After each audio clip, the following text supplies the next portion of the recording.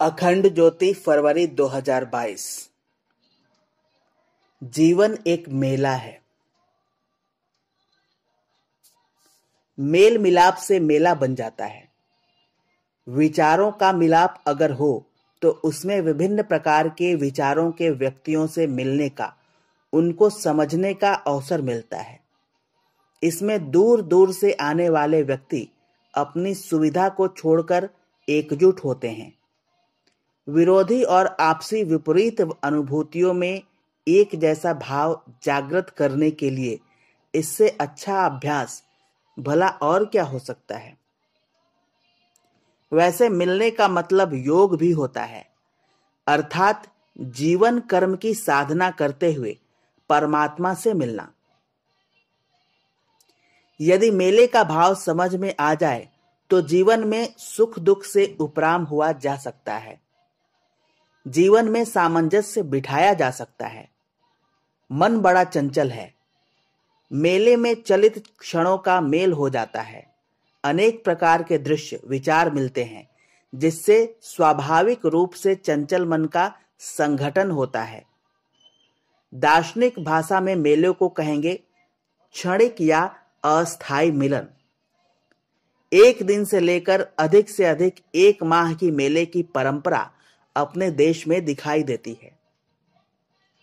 इसी तरह से जीवन भी एक मेला है।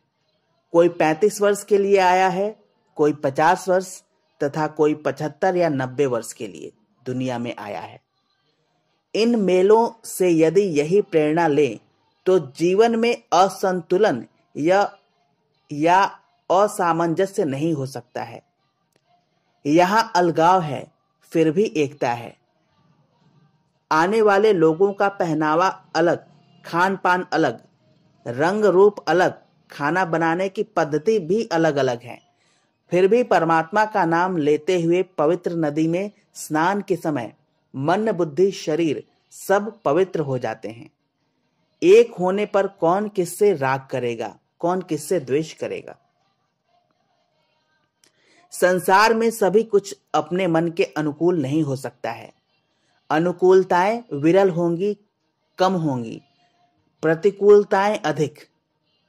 वेदों का सार गीता को कहा गया है, क्योंकि उसमें जीवन को संतुलित बनाने के उपाय बतलाए गए हैं।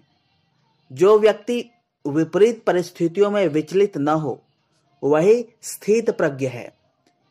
फिर वेश चाहे जो भी रहे, चाहे इंद्र पद मिल जाए अथवा 5 घरों से भिक्षान प्राप्त कर जीवन निर्वाह करना पड़े, दोनों ही स्थितियों में संतुष्ट रहने वाले, समान मानसिकता में जीने वाले को कोई विचलित नहीं कर सकता।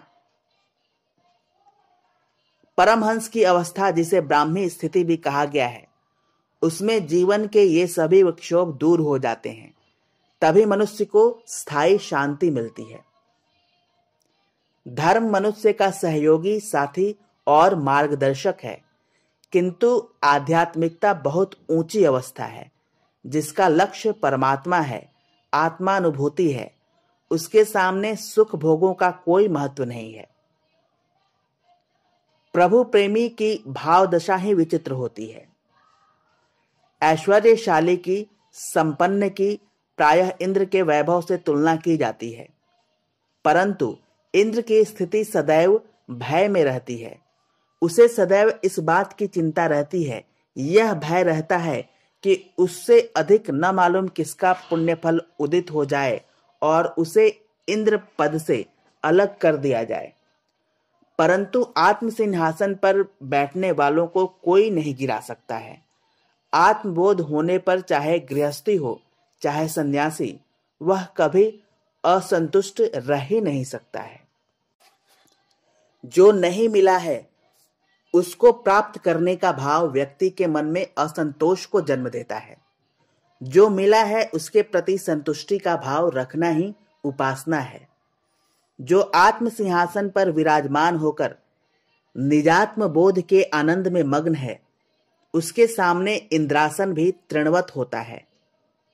वह मन से स्थिर और अच्युत हो जाता है। जो जिस इष्ट की उपासना करता है वह उस इष्ट से एकाकार हो जाता है। वास्तव में साधना पद्धतियां और कुछ नहीं, एक ही स्थान पर पहुंचने के भिन्न भिन्न मार्ग हैं। इसलिए किसी को अपना इष्टदेव बदलने की आवश्यकता नहीं है। आदि शंकराचार्य ने 5 उपासनाएं प्रचलित की थीं, शिव, शक्ति, विष्णु, गणेश और सूर्य की। किसी दूसरे को दुख पहुंचाए बिना अपने इष्ट की पूजा करने का सभी को समान अधिकार है। प्राचीन काल में जब धर्म जीवन का आवश्यक और अंतिम अंग था, तब आसुरी शक्ति से लोग लोहा लेते थे और उस हेतु बलिदान देते थे। संस्कृति और धर्म की रक्षा में तत्पर रहते थे। परंतु आज संस्कृति के उन्नयन की बात कोई नहीं करता है।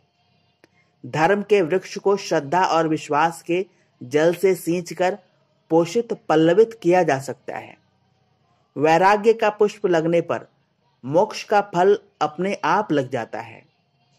मोक्ष मरने के बाद नहीं, जीवित रहते हुए भी प्राप्त किया जा सकता है।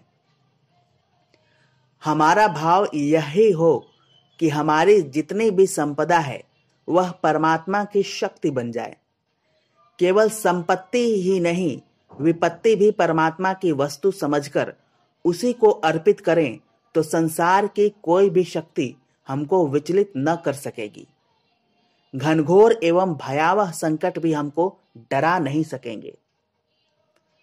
हम सबको संपत्ति और विपत्ति में, सुख और दुख में एक रूपता, समानता की प्रतीति करनी ही चाहिए। यदि यह धारणा दृढ़ हो गई तो जीवन प्रभुमय बन जाएगा। जो व्यक्ति सुख दुख में विचलित नहीं होता है, सबके प्रति समभाव रखता है, सभी में परम प्रभु की छवि देखता है, उसमें आध्यात्मिकता का अंकुरण होता ही है। अग्नि की त्याग की प्रभा को प्रकट करने वाला यह सन्यासियों का वस्त्र यद्यपि महत्वपूर्ण है, परंतु वेश ही सभी कुछ नहीं होता है।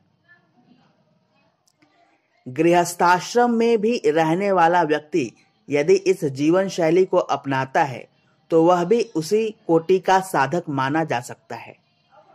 मनुष्य यह अनुभव करे कि यदि वह केवल परमात्मा से ही प्रेम करता है, केवल उसी के लिए उसका जीवन समर्पित है, तो वह सदा आनंद मग्न रह सकता है। आनंद केवल प्रभु चरणों में है। जीवन के इस मेले में केवल परमात्मा ही सर्वस्त्र है। जीवन के इस मेले में केवल परमात्मा ही सर्वस्व है। इस विश्वास के दृढ़ होने पर ही वह जीवन में मुक्त हो जाएगा। जीवन परमात्मा का प्रवाह है। सचमुच परमात्मा प्रवाहित हो रहा है जीवन के रूप में।